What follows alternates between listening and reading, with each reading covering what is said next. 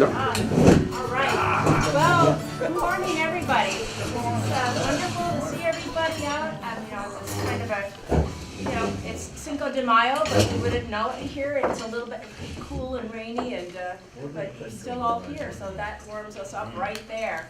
And we're very, very glad to be able to welcome back Reverend Boylan, and we always look forward to you coming back. And well, it's mutual, because I really enjoy these. I don't just come because I get the big bucks. Lots of pancakes. No, it's not true. But no, I really enjoy this stuff. Yeah. Apparently, I forgot it was National Day of Prayer, so I think it's very perfect that you're here with us, support us. So, thank you so much for coming. Well, again, I really enjoy this. I do. It's not just something I do, but by any means, I really like to be here and enjoy this. If I go to the pulpit, I do go to the pulpit, I have for 47 years, I want to bring a text of scripture forward, not just my thoughts, which I hope are helpful, but the scripture is true. And there's a text that really anchors what I want to say today. If you want to look up for yourself, you'll find it in Ecclesiastes. This is the book that Solomon wrote. Solomon, the wisest man that ever lived. He really was, he had a choice to ask for anything he wanted, and he asked for wisdom, and God was pleased and gave him wisdom. And he wrote it in that book of Ecclesiastes, in the 9th verse of that first chapter. He says, what has been will be again, and what has been done will be done again. There is nothing new under the sun. And I thought, well, what an exact statement to make, or what an interesting observation of Solomon, who's under the inspiration of the Spirit, to say that and to remind us, keep looking back. You know, again, it's not a sermon this morning, but there's another biblical word that keeps popping up. By the way, if you want to know, just for your own comfort, what the most prevalent command of God in the Bible is, it's fear not.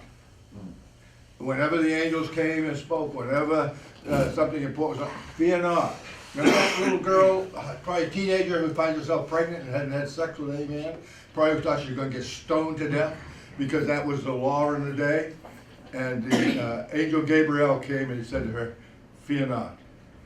That who is born in you is of the Holy Spirit.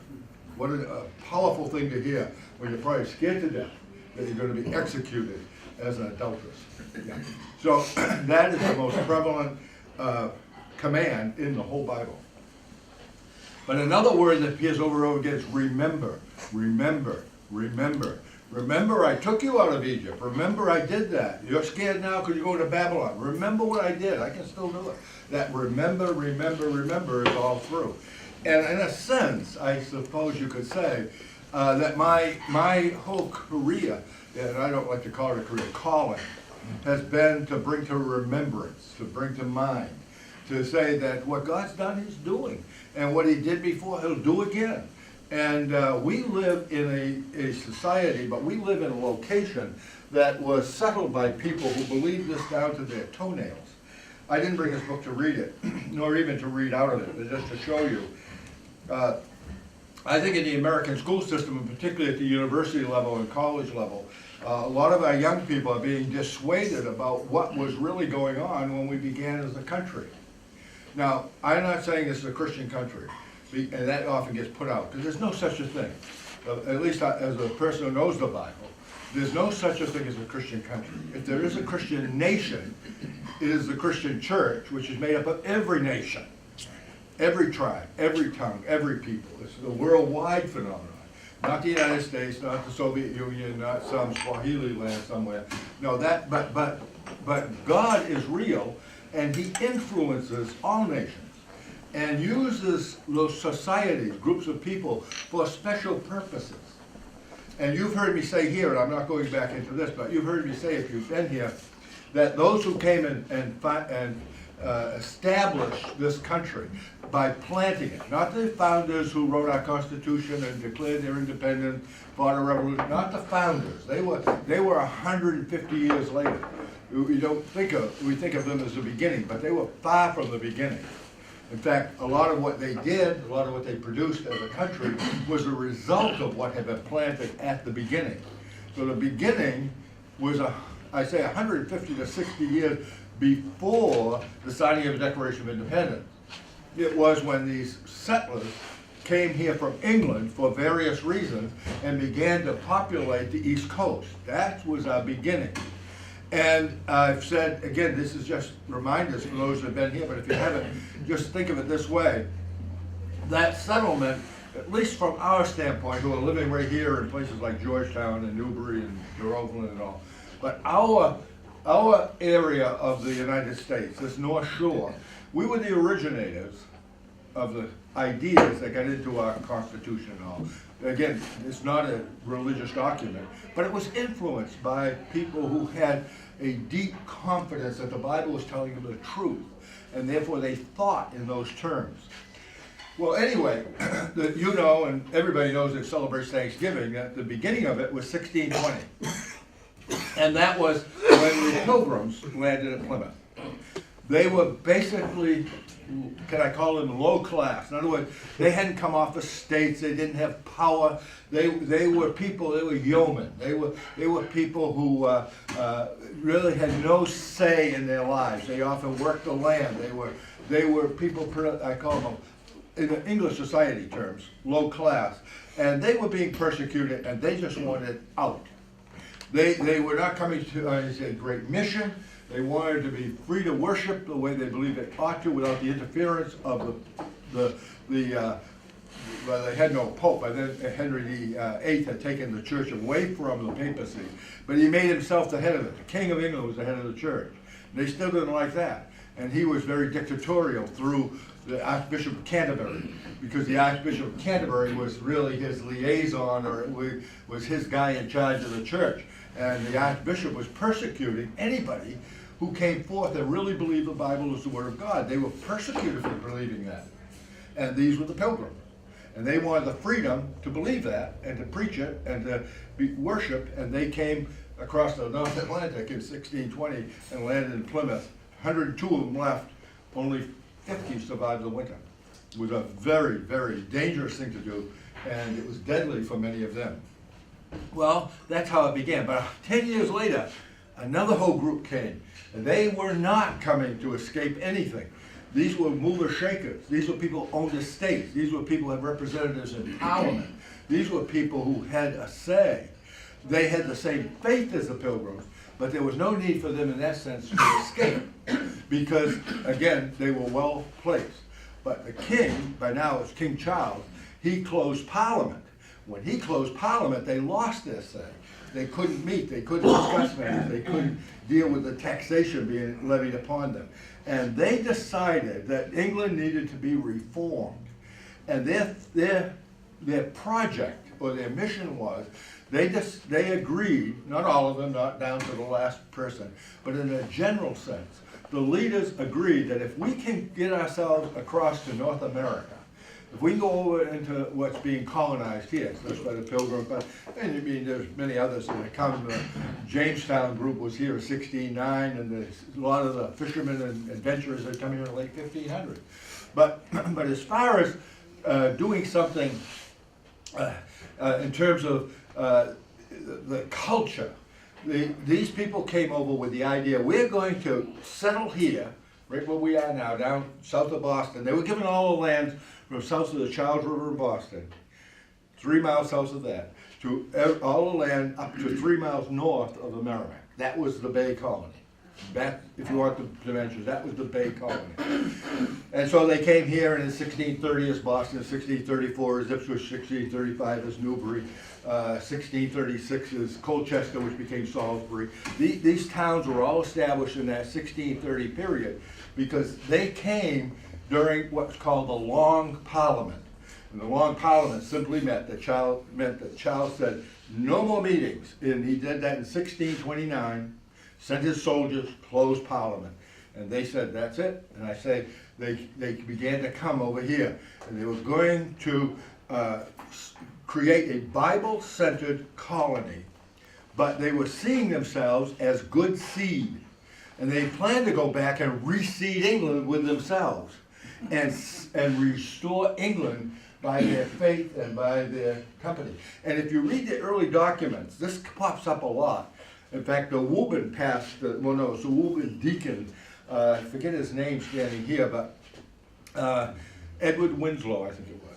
And no, that sounds like the Pilgrim. But anyway, that doesn't really matter for what I'm saying. But he makes a statement. He says, "We have sifted England for the best seed." Meaning, we haven't just brought anybody over here, like, who wants to get out and get away and be free. No. We're a chosen company, and we're planting ourselves here, and we're going to grow a great society. And when we're strong, we're going to go back and replant ourselves in England and be a source of restoration for England. That was what they were doing. They had a very conscious mission to perform, and they knew that, and they believed that. And what happened is, of course, they flourished here, and they had no intention of going back to England in the second generation. They had settled, they had lands, they were the most literate people on the face of the earth. The Massachusetts Bay Colony, in their own time, at the beginning, were the most literate people on the face of the planet. They all could read. If you couldn't read by age of 5, you were taken out of your home. It was that important that they all read and write, and that's why an American school system has been anchored in here from the beginning and all. But, so that's what they did. They came over and they established, and that's again kind of repetition for a lot of you who've heard that. But there was one group that was not like that. Now, they weren't escaping only, because they were not the Pilgrims. But this group came, they're the only group of people that came as a group. In other words, let me make that more clearly. Up around Yorkshire, England, there was a very, very highly respected and very effective pastor. People would come to hear him. He was really young, but well received, and really people looked to him as a great leader. And the king passed a law. This would be King Charles. He passed a law that you must read the book of sports on the Sabbath. Well, the Puritans, I like the Puritans. I don't like their Sabbatarianism, because I think they were legalistic.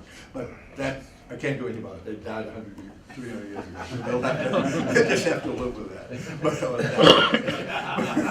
But anyway, at this point, this pastor would not read the book of sports on the Sabbath. This was the Lord's Day. It was for the Lord. It was for worship.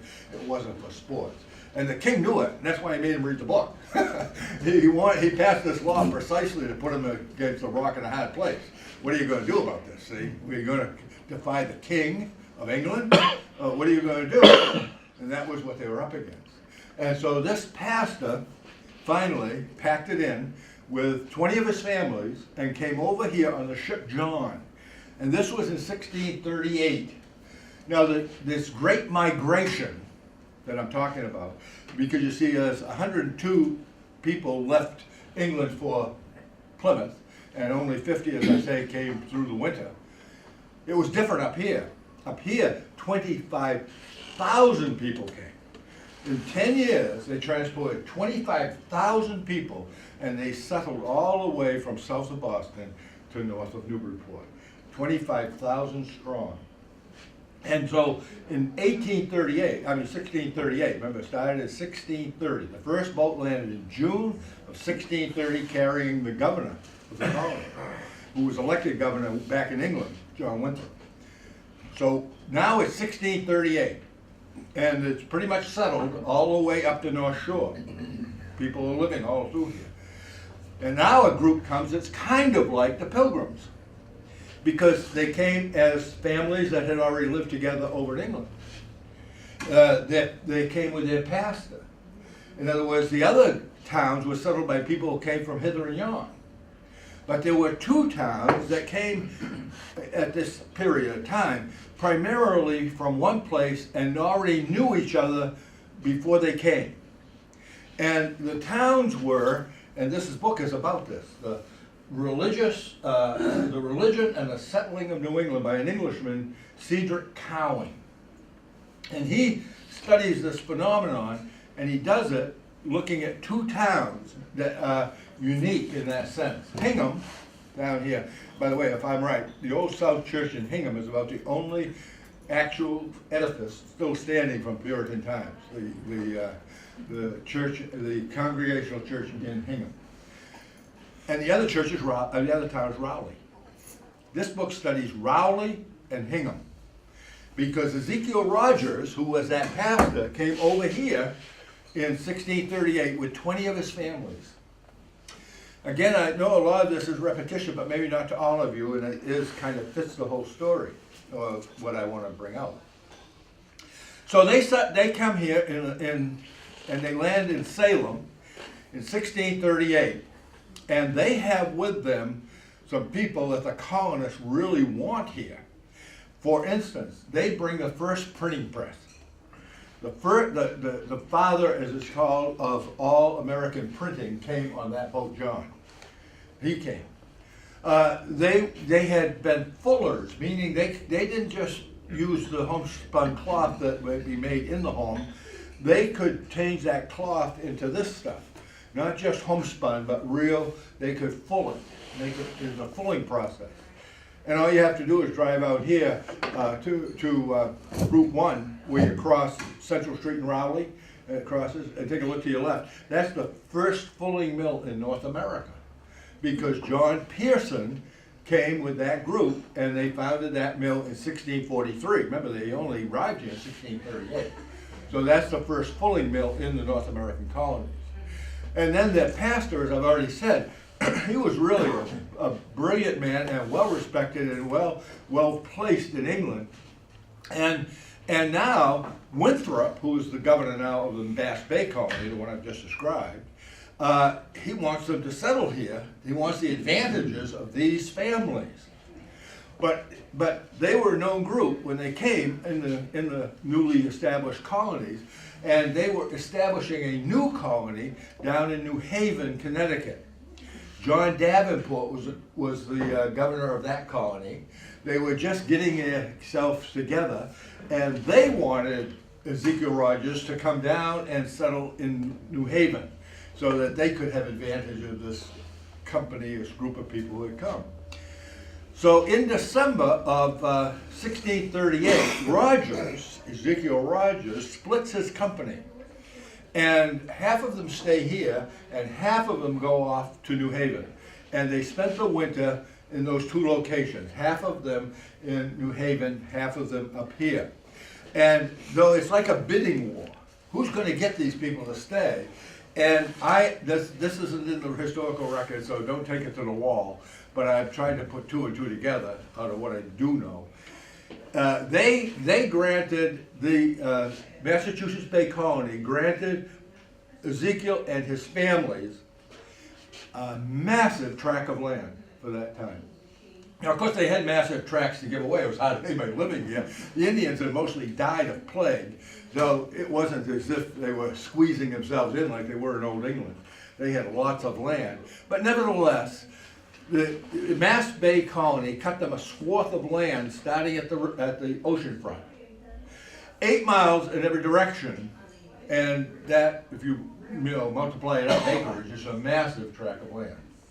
It ended up being, when it was all was said and done, the Ezekiel Rogers plantation. Remember, at the beginning, they were all plantations, because why? Because that was their mission. They weren't here to create a country, they were here to plant themselves in the earth. And they weren't to grow crops, they were to grow Christ. And they were going to take knowledge of him back to their old country. So every time you read the original documents, you read about the plantation at Agawam, which became Ipswich. The plantation at Quashkekula became Newbury. The plantation at Shawmut, the Shawmut Indians were down around Boston, became Boston. The plantation at Mystic became Lynn and Malden. All of that began as plantations all the way up the line. Then as time went on, not too much either, then they would take the old English names and they would apply it to the land. So Shawmut became Boston, Mystic became Lynn. They had come from Ipswich, England, so Agawam became Ipswich. The people up north of here were out by the Stonehenge in England, they were by Newbury. They named it Newbury. That's how it went, see. So when Ezekiel Rogers was finally given all of this land, of which Georgetown, of course, is part, We were Rowley until 1838. Dick Boucher just made an announcement here, you probably know here, he said, my house was originally in Rowley, but it's never been moved. That's because Rowley moved, or at least changed, it became Georgetown. And that's what was happening. It was, so Rowley eventually went up by Andover, up onto the Merrimack River, which was its northern boundary, and then one by one, Boxford, Bradford, and that became an adjunct of Haverhill later, Groveland, Georgetown, part of Middleton. That was all Ezekiel Rogers' plantation.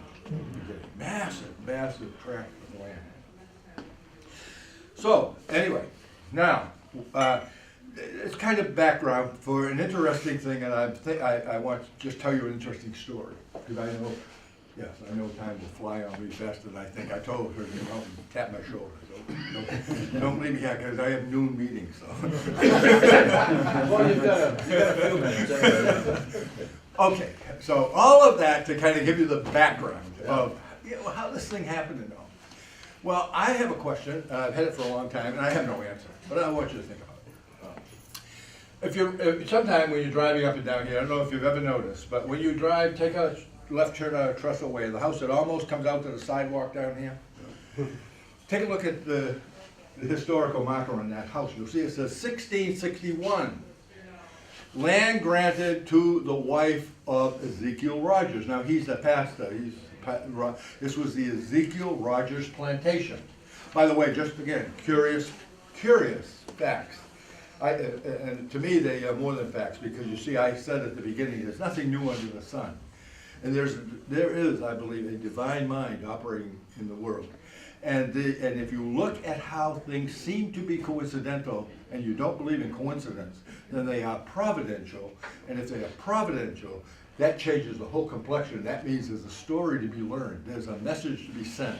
You know, it says in the scriptures, the heavens are telling the glory of God, the firmaments proclaim his handiwork, day to day pours forth speech. One of my most important ways of hearing God speak to me is by what could look like coincidences, but when you look at them, they're too miraculous to be coincidences. They have to be providence. Let me give you just a personal note on that. I came here because I was called to the Byfield Parish Church. Byfield Parish Church, by the way, is part of Rowley originally. Still is in a kind of way, but it's the Georgetown section now because Georgetown came into being. I'm about to tell you, I knew nothing about it. I became a Christian in the Army. I was extended for the Berlin crisis. I came to Christ because I failed as a watchman. I thought I was going to jail for life. That's another whole story. and I probably should have. But God in his grace said, no, I'm going to be gracious to you. You don't deserve it, but I'm going to make you my own, and I'm going to release you from that. And I was, and that's when I became a real believer in Christ. And that's when, out of that circumstance, I got called to be a pastor to preach his grace abroad. I preach the grace of God. There's nobody righteous, no, not one of us sitting here. You can go around the whole world, none is righteous. If anybody is going to belong to God, it's by his grace alone. Just a gift. And that's what I received. I received a gift at the end of August 1961. And I've just tried to tell how to receive that gift to anybody that wants it. It's been my ministry. Ask and you shall receive. Jesus says, you come to me, I won't turn you out. Come to me if you're heavy laden and you're not worth it, you're worrisome. Come to me, I'll give you rest. That's all I've preached. I preached that one way or another. I preached that for 47 years and they haven't fired me yet. You would think they'd say, hey, come on, get another story. You know, no, it's just what I am. So, but you know what I found out? To come back onto this matter of providence and these guys here, and what I'm finally going to say about that. Yeah, I found out. When people come to me with this, I have a guy in my church that's into genealogy up to his fetlock. He said, you know you're the fifth cousin of the first pastor of Byfield Parish Church? I said, I didn't know that. Yeah, you're the fifth cousin, 8 generations removed, by the way. But he's my fifth cousin, the first pastor of Byfield. Is that a coincidence? Yeah. The first pastor of Byfield was ordained on November 17th, 1706. I was born on November 17th, 1939. It was just a coincidence. I've been involved in trying to get the United Church of Christ, the most liberal denomination in America, to come back to the Bible. And in our blockbuster piece that we published a Dubuque, Iowa, called the Dubuque Declaration, sent it to 6,000 churches we sent it to. Nobody calculated this, but when I looked at it later, I said, you know, we signed that on November 17th. I don't know, maybe it's all coincidence, but I don't think in terms of coincidence. Yeah. I've just been reading a book of Yule, another book I have, written in 1902 at the 200th anniversary of the Byfield Church. And he says in that book, you know, the church was at a low ebb. It couldn't have been lower than when I came by. Roger, you were there in those early days. They used to usher people across the street back and forth. Even before you came, there was one worship service when only one person came at Byfield. There was one worshiper, organist, and the minister. That was it. We couldn't take up a collection of it, take up the collection. No, that's a joke. But I mean, we were down pretty low. And God put his hand on that place. And it just blossomed.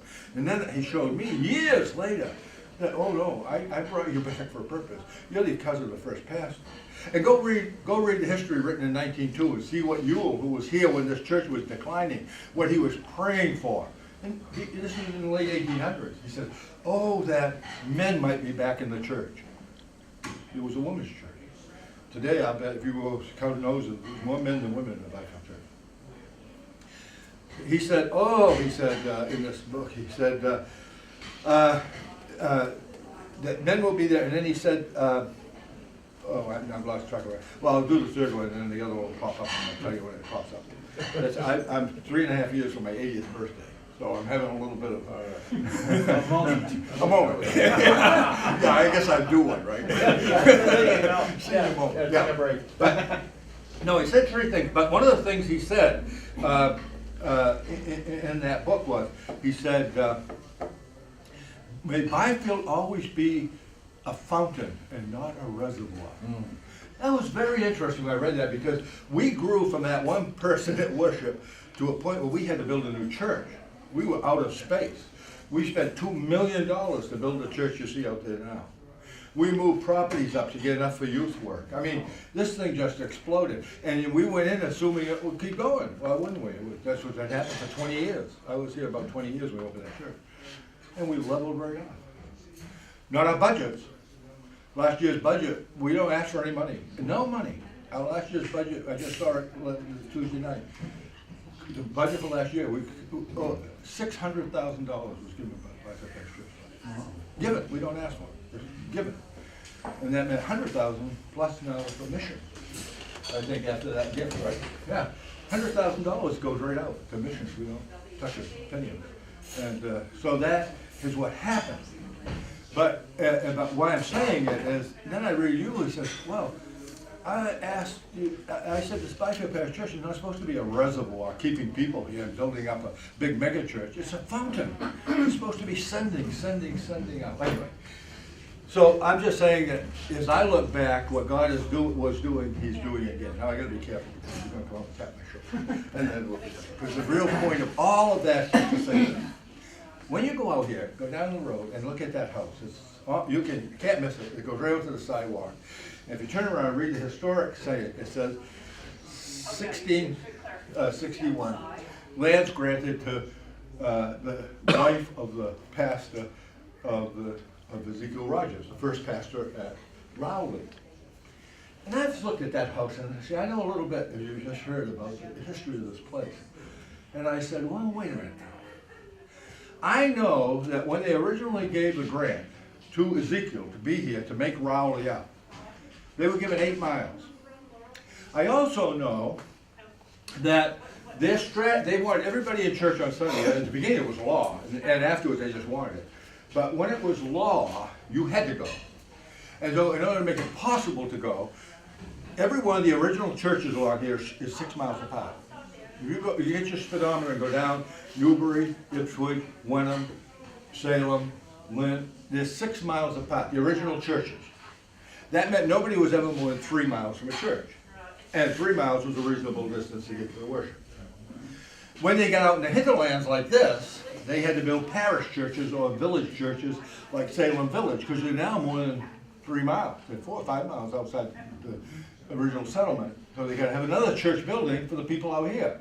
And that's what Byfield Parish is. It's a parish of Newbury and Rowley, because the Newbury and Rowley people, the Newbury people came down the Parker River, and the Rowley people came up to Ball Point, or Ball Hill there, Ball Point.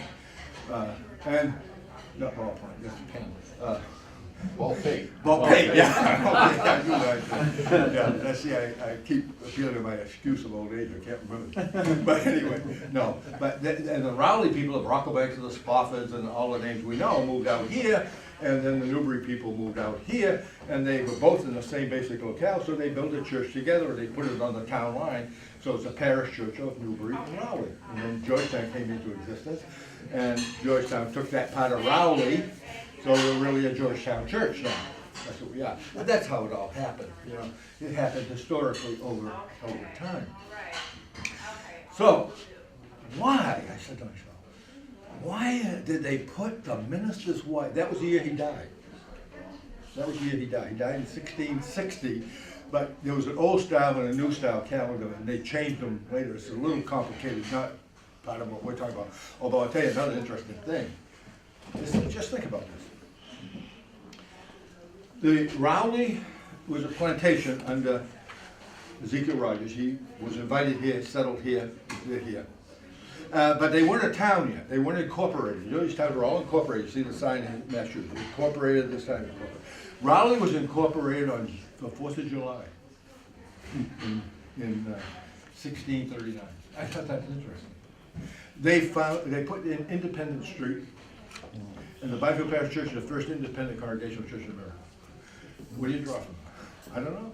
Pretty interesting. We had enormous impact on the government. So anyway, now I'll end it with this. Oh, he did. I wonder why, after the pastor died that year, what was his wife like? You couldn't go any further in the colony than 8 miles. I just took a ride this morning from Ezekiel Rogers' house in Rowley. It's 8 miles to that house there. They put her as far as you could go. And I think that's got to be a research project for me. But I do know this. One thing I do know, Rogers lost his wife.